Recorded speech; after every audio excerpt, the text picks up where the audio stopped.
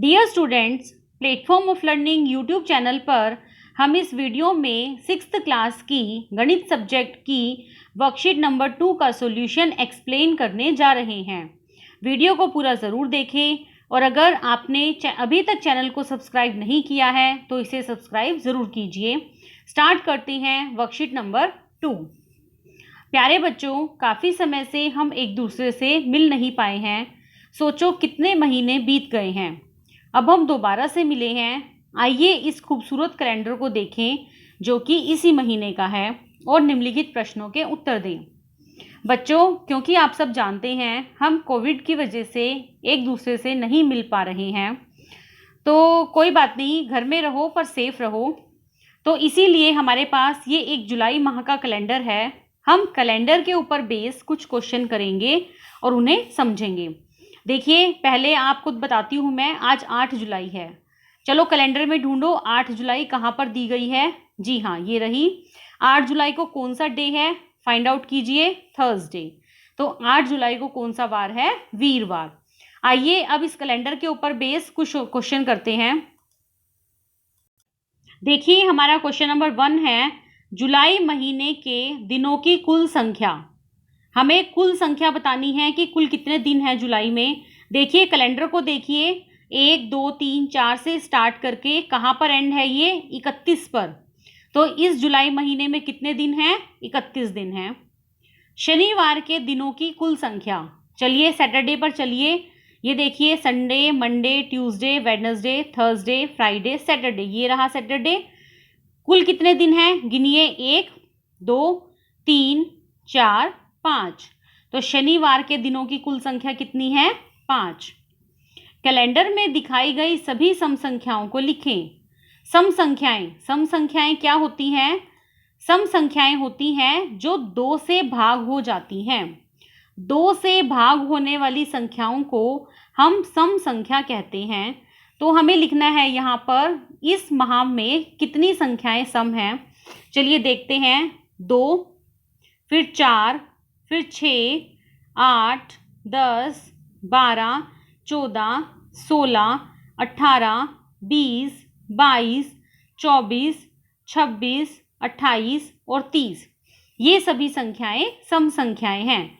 देखिए यहाँ पर मैंने लिखा भी हुआ है, 2 4 6 8 10 12 14 16 18 20 22 24 26 28 और 30। क्वेश्चन नंबर 4 देखिए, कैलेंडर में दिखाई गई सभी विषम संख्याएं लिखें। विषम संख्याएं कौन सी होती हैं? विषम संख्याएं होती हैं जो 2 से भाग नहीं होती। इसका मतलब जो संख्याएं 2 से भाग हो चुकी हैं वो सम हैं। बाकी की सभी संख्याओं, इन संख्याओं को छोड़कर जो संख्याएं बच गई हैं वो कौन सी संख्याएं हैं, विषम संख्याएं हैं। ऊपर देखिए कैलेंडर में आपको दिखाई दे रही है 1 3, उसके बाद है 5 7 9 11 13 15 17 19 21 23 25 27 29 और 31। ये भी सभी संख्याएं कौन सी हैं, विषम संख्याएं हैं। नेक्स्ट है क्वेश्चन नंबर 5, कैलेंडर में दिखाई गई सभी अभाज्य संख्याएं लिखें। अभाज्य संख्याएं कौन सी संख्याएं होती हैं? अभाज्य संख्याएं वो संख्याएं होती हैं जिनके सिर्फ 2 ही गुणनखंड होते हैं। एक तो वो 1 से भाग होती हैं और एक वो अपने आप से भाग होती हैं। मतलब ऐसी संख्याएं जिनके केवल 2 गुणनखंड हो, एक तो 1 और एक वो खुद, उसके अलावा वो किसी और नंबर से भाग नहीं होती, तो वो सभी संख्याएं अभाज्य संख्याएं कहलाती हैं। बताइए अब अभाज्य संख्या कौन कौन सी हैं यहाँ पर। देखिए 2, 1 जो है वो अभाज्य संख्या नहीं होती। आप ये मत सोचना कि 1 नंबर जो है वो भी तो अभाज्य संख्या है, नहीं, 1 विषम संख्या कहलाती है, अभाज्य संख्या नहीं कहलाती। 2 सबसे छोटी अभाज्य संख्या है, 3 5 7 11 13 17 19 23 और 29। ये सभी संख्याएं अभाज्य संख्या है। आप चेक कर सकते हैं, ये सभी नंबर 1 के अलावा और अपने आप के अलावा किसी नंबर से भी भाग नहीं होते। चलिए क्वेश्चन नंबर 6 करते हैं। गीता के जन्मदिन का दिन क्या है यदि वह 17 जुलाई को होता है? आइए 17 जुलाई की तरफ चलते हैं। ये देखिए 17 जुलाई, 17 जुलाई को कौन सा दिन है? ऊपर देखिए, शनिवार। तो 17 जुलाई को कौन सा दिन हुआ? शनिवार। यहाँ पे मैंने आंसर लिख दिया है शनिवार। अगला क्वेश्चन है, पंक्ति 1 के अंकों को जोड़ें और कुल ज्ञात कीजिए। देखो बच्चों, हमारे पास दो चीज होती है कैलेंडर में, पंक्ति और कॉलम। जो इस तरह से लाइन लगी होती है, ऐसी लाइन, उसे हम कहते हैं पंक्ति, और जो इस तरह से लाइन लगी होती है उसे हम कहते हैं कॉलम। तो यहाँ पर हमें पंक्ति 1 के अंकों को जोड़ना है और ज्ञात करना है। चलिए देखिए, यहाँ पहले ये बताइए आप मुझे, इस कैलेंडर में कुल कितनी पंक्ति हैं? 1 2 3 4 5, 5 पंक्ति हैं। 5 पंक्ति में से हमें पंक्ति 1 के कॉलम को जोड़ना है। पंक्ति 1 में कितने नंबर हैं? 3 नंबर। 1 जमा 2 जमा 3, तो आंसर कितना आएगा हमारा? 6। ये देखिए मैंने यहाँ लिखा हुआ है 6। क्वेश्चन नंबर 8, अंतिम कॉलम के अंक जोड़ें और कुल खोजें। अभी मैंने आपको बताया था कि पंक्ति क्या होती है? जो इस तरह से लाइन लगी होती है, और कॉलम क्या होता है? जो इस तरह से लाइन लगी होती है। तो इसने कहा है अब अंतिम कॉलम के अंक को जोड़ना है और उन्हें खोजना है। चलिए अंतिम कॉलम की तरफ चलते हैं।